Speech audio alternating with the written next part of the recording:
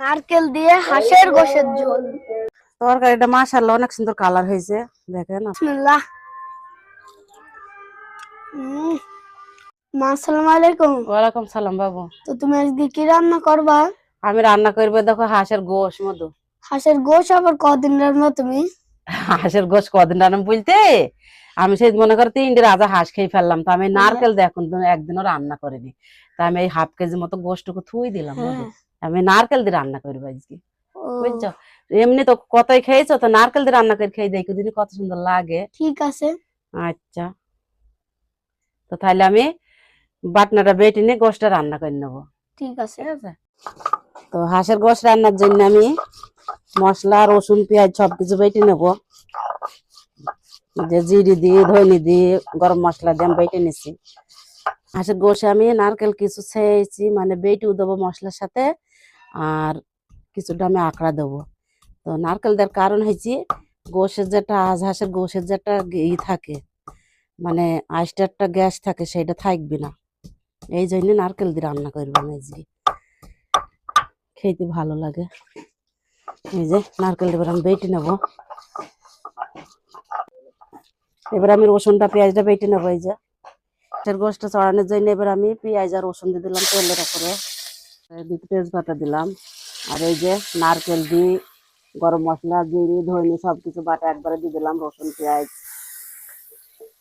আলাদা করে ছুঁই না, আমি একসাথে রেখে দিয়েছি সবকিছু। মশলা আমার কষিনা হয়ে গেছে, এবার আমি গোশটা ঢেলে দেবো, সুন্দর করে নেড়ে নেবো, তারপরে মো দেবো। নারকেল কুচি গুলো আমি দিয়ে দেবো, সেদ্ধ হবে একটু। এই যে দিয়ে দিলাম, এবার আমি নেড়িয়ে সুন্দর করে আউজি নিয়ে তারপরে মো দেবো।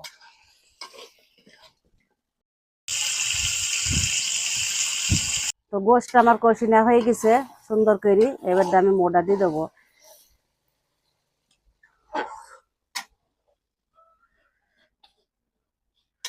তরকারি আমার রান্না করা হয়ে গেছে, এবার আমি জিরে গুঁড়া দিয়ে নামিয়ে নেবো।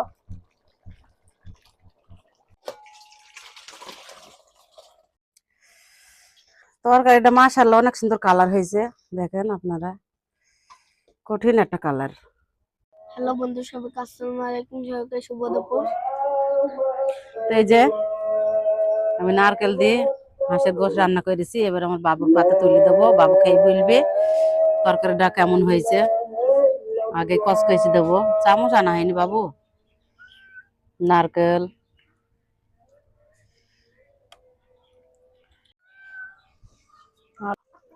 খাও বাবু, নাও খাও খাও। তো এটা খেয়ে দেখি বন্ধুরা কেমন লাগে। তো অনেকেই তো হাঁসের গোশ রান্না খেয়েছে, রাজহাঁসের। বাবা, তেমন করে নারকেল দিয়ে কে কে রান্না করে খেয়েছেন অবশ্যই কমেন্টে জানাবেন। আমার হাতে নারকেলটা খেতে ভালোই লাগে। বিসমিল্লাহ। বন্ধুরা আজকে নারকেল দিয়ে প্রথম খাচ্ছি, আমার কাছে ভালো লাগলো। তো আমরা অনেকবার খেয়েছি নারকেল দিয়ে রাজহাঁসের গোশ রান্না, তো নিজে খাইনি, মানে নিজে রান্না করে এমনি শুধু। তো আমার ভাবির হাতের খেয়েছি অনেকবার, তাই আমি নিজেও বানিয়ে দেখে দিলাম আপনাদের কি করি নারকেল দিয়ে রাজহাঁসের গোশ রান্না করতে হয়। বন্ধুরা ভালো লাগছে কেন, আসলে রাজহাঁসের একটা গ্যাস থাকে, নারকেল দেওয়ার কারণে সেই গ্যাসটা থাকবে না। আপনারা চাইলে ব্যবহার করতে পারেন, আবার নাও করতে পারেন। তো এইভাবে নারকেল দিয়ে রান্না করে খাইতে পারেন বাসায়। সবাই ভালো থাকবেন, আল্লাহ হাফেজ।